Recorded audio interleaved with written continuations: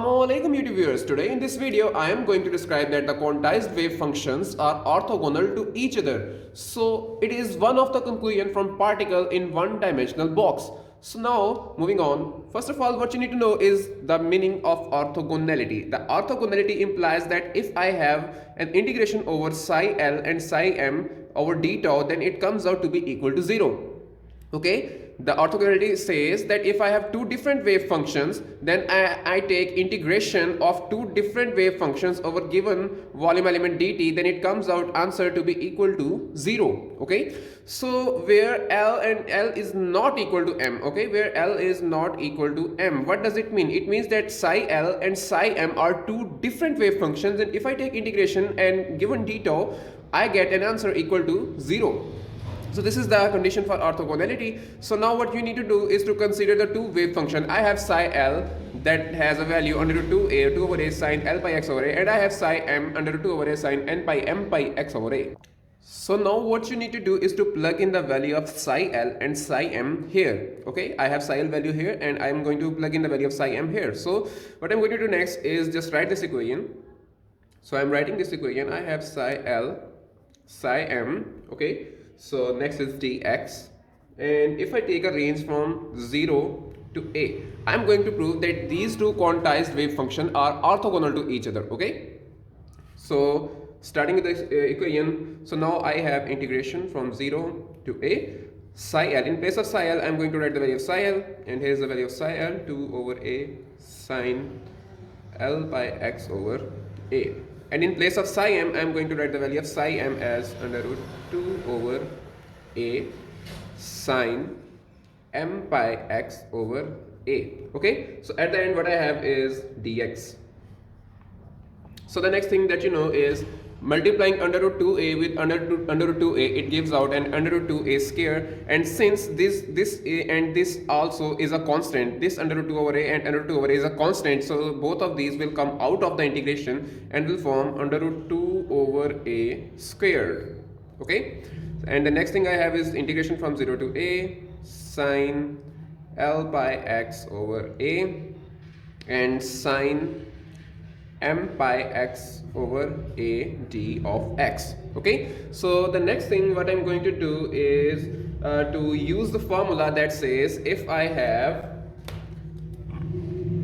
2 sine a into sine b, then the answer comes out to be equal to cos a minus b minus cos a plus b. So this is the formula that I am going to imply here. So this 2 will go down here and I get an answer of sine a sine b equal to cos a minus b minus cos a plus b divided by 2. So I am going to use this formula here. Okay, so first of all, as you know that this square will cancel out with this under root. Okay, so the next thing that I'll be having is 2 over a.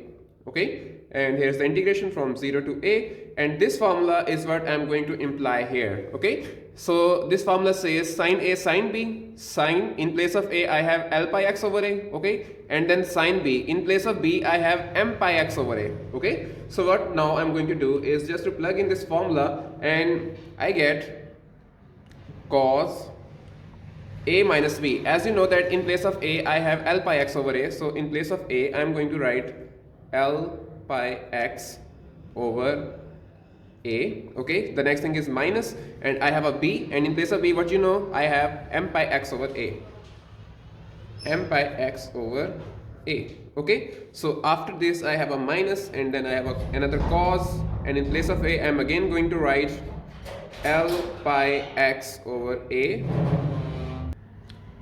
plus m pi x over a.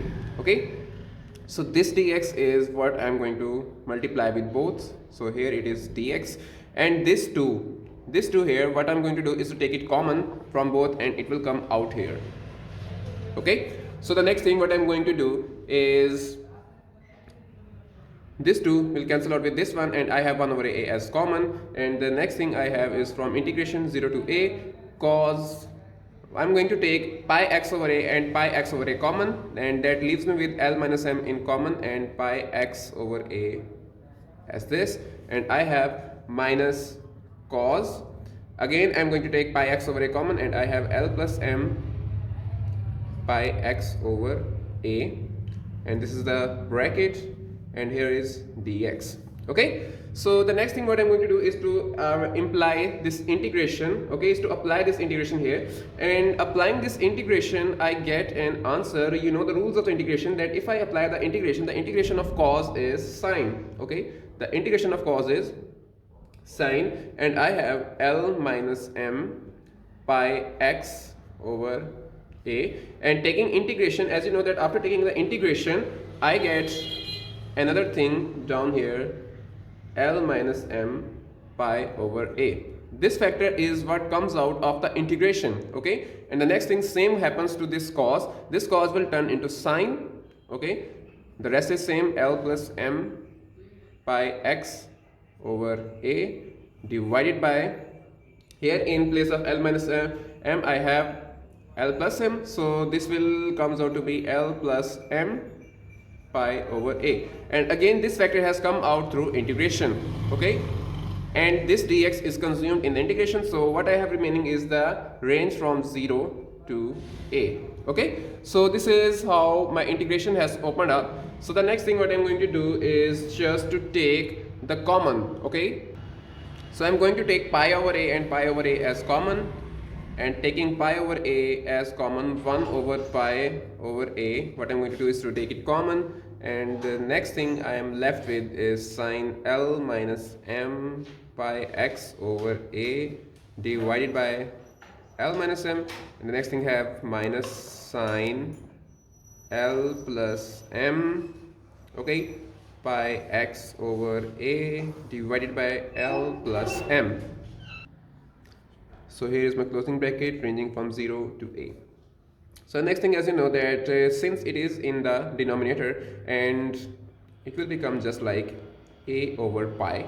Okay, and so now I'm going to imply the upper limit here. Okay, so now I'm going to apply the upper limit, and applying the upper limit, as you see that I have pi x over a, and in place of x what I'm going to plug in is a.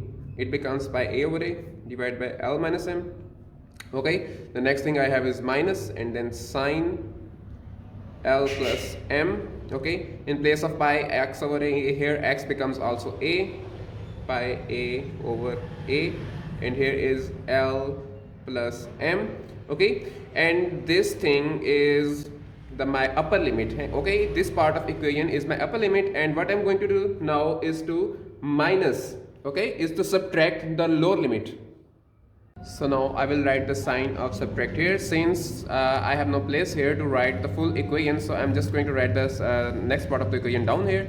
So I have minus, and now I'm going to write this, and now I'm going to write 0 in place of x, so my equation becomes sine L minus m, and in place of x here I'm going to plug in 0 divided by a. Okay, and I have one denominator L minus m, and the second thing I have is minus sine L plus m into pi 0 over a divided by L plus m. Okay, so this is how the equation comes out to be after applying the limits. Okay, after applying the boundary limits. So the next thing what I am going to do is, as you know that the answer of sine n pi is equal to 0. Okay, as you know that the answer of sine n pi is equal to 0, and answer of sine 0 is also equal to 0. Okay, you know that sine n pi is equal to 0, as you know that the value of pi is 180 degree and sine 180 is equal to 0. You know that sine of 180 degree is equal to 0, so this part of the equation becomes 0. Okay, again, As you see here that I have again sine n pi, and pi is 180 degree, and this part of equation again becomes 0 if I have sine pi. Okay, so this part again becomes equal to 0, and here I have 0 being multiplied by this equation, and I have sine and 0, and again this part becomes equal to 0, and again I have sine 0, and this part again becomes 0. Okay, so this also here is 0, and this is 0, this is 0, and this is 0. So this part of the equation becomes whole equal to 0. Okay, and if 0 is being multiplied by this part, then this part becomes also equal to 0, and my whole equation becomes equal to 0. So I can say here that, so if I partition it here, I can say here that if I have 0 to a psi l psi m d of x, after performing whole of the integration, I get an answer equal to 0. So I can say that psi l and psi m are orthogonal to each other. Okay, so first what I have told is that psi l and psi m are quantized, and then what I have proven is that psi l and psi m integration comes out to be equal to 0. So I have proved the orthogonality of the wave functions here. Okay, so as that was all for today's video. Inshallah, see you in the next video, and do not forget to subscribe the channel. Okay, Allah Hafiz.